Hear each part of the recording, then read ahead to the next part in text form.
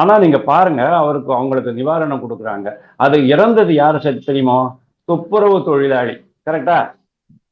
துப்புரவு தொழிலாளி அதாவது இதையும் நீங்க கணக்கு பண்ணி பார்க்கணும். துப்புரவு தொழிலாளர்கள் 12 நாள் நெறைய போராட்டங்கள் நடத்தி 13வது நாள் 12வது நாள் 13வது நாள் இரவுல அவங்கள குண்டு கட்டா தூக்கி எடுத்துட்டு போயிட்டாங்க. 105 பஸ்ஸு, 55 பஸ்ஸு, 5000 போலீஸ் குண்டு கட்டா கட்டி எடுத்துட்டு போயிட்டாங்க. அதுக்கப்புறமா அந்த போராட்டம் பிசுபிசுத்து போச்சு.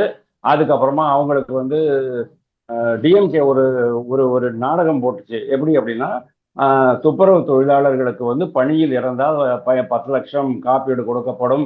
அது மாதிரி நிறைய சலுகைகள்லாம் முதல்வர் சொல்லியிருந்தாரு. அத வந்து அதுக்கு நன்றி தெரிவிப்பதற்காக துப்புரவு தொழிலாளர்களுடைய ஒரு சங்கத்தை சேர்ந்தவர்கள் முதல்வரை பார்த்து அவருக்கு பாராட்டு தெரிவிச்சு நன்றி தெரிவிச்சுட்டு போனாங்க. அதாவது துப்புரவு தொழிலாளர்கள் வந்து அரசுக்கு எதிரானவர்கள் அல்ல. அரசு அரசு துப்புரவு தொழிலாளர்களுக்கு வேண்டியதை செய்கிறது அப்படிங்கிற மாதிரியான ஒரு பிம்பத்தை கட்டமைச்சாங்க.